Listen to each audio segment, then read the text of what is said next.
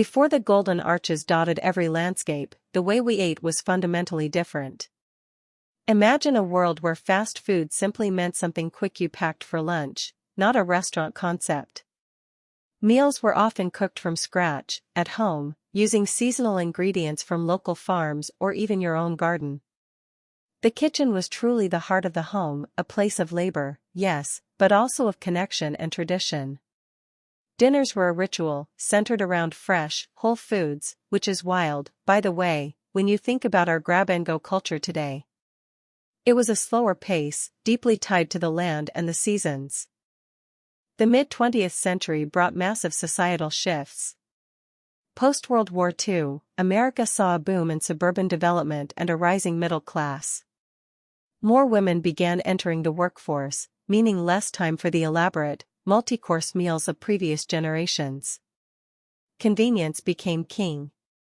There was a burgeoning demand for anything that could save time, from prepackaged foods in the grocery store to new appliances in the kitchen. People were looking for solutions to their increasingly busy lives, and the food industry was more than ready to provide them, setting the stage for a dietary revolution. Enter the McDonald brothers, Richard and Maurice, in San Bernardino, California. They weren't the first to sell hamburgers, but they pioneered something truly revolutionary, the speedy service system in 1948. This wasn't just a restaurant, it was a factory floor. They streamlined the menu, minimized choices, and engineered every step of the food preparation process for maximum efficiency. Orders were ready in seconds, not minutes. This radical focus on speed, low cost, and consistent quality was a game-changer. It wasn't just about feeding people quickly, it was about creating an entirely new template for how food could be delivered, which would fundamentally alter public eating habits. The appeal of this new fast food was undeniable. For growing suburban families, it offered an affordable, quick, and remarkably consistent meal. You knew exactly what you were getting, no matter which location you visited, which was a comforting thought in a rapidly changing world. It was a treat, a convenient stop after a day of errands, or a simple solution for a busy weeknight. Fast food wasn't just selling burgers and fries, it was selling convenience, predictability, and a slice of the emerging American dream.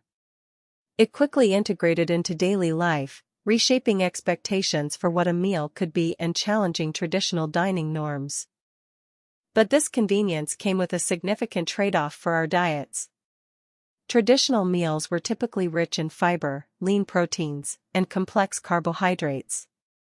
Fast food, by its very nature, leaned heavily into processed ingredients, often high in saturated fats, added sugars, and sodium, and relatively low in fiber and essential micronutrients.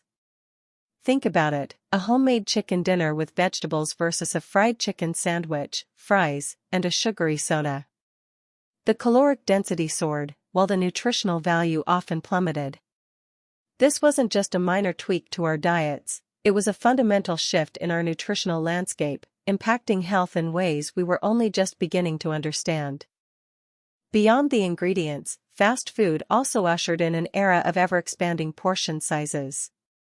What was once considered a standard serving in the 1950s, like a small soda or a modest hamburger, grew dramatically over the decades. A small soda today is often larger than a medium from the 80s, which is truly baffling. This constant upselling and normalization of larger portions meant people were consuming more calories in a single sitting without even realizing it. This shift contributed significantly to an increase in overall caloric intake across the population, becoming a silent, yet powerful, driver of dietary change and health implications.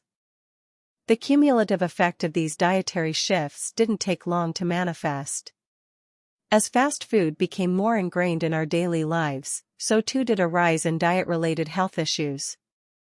Obesity rates began to climb steadily, followed by increases in conditions like type 2 diabetes, heart disease, and hypertension.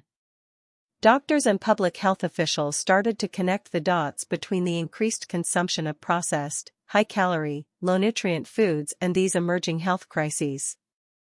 Our convenience-driven diets were reshaping not just our waistlines, but the entire landscape of public health, creating challenges we're still grappling with today.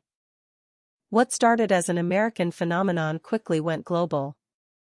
Fast food chains, with their irresistible promise of convenience and consistent taste, expanded across continents, adapting to local tastes but largely maintaining their core high-fat, high-sugar, high-sodium profile. From Tokyo to Dubai, you can find a familiar burger and fries. This globalization meant that dietary changes weren't confined to Western nations. Traditional food cultures in developing countries, once rooted in fresh, local ingredients, began to feel the impact, adopting similar dietary patterns and facing similar health challenges. It truly transformed not just what we ate, but what the world ate. So, where does that leave us today? Fast food is an undeniable part of our modern landscape, a testament to ingenuity and efficiency. But it's also a stark reminder of how dramatically our diets have changed in just a few generations. We traded labor and time for convenience and consistency, often at the cost of nutritional quality and traditional food culture. Understanding this history isn't about shaming anyone's choices, it's about acknowledging the profound shifts that have occurred. It prompts us to consider the enduring legacy of fast food on our health, our communities, and our planet, and perhaps, to find a better balance for the future of our diets.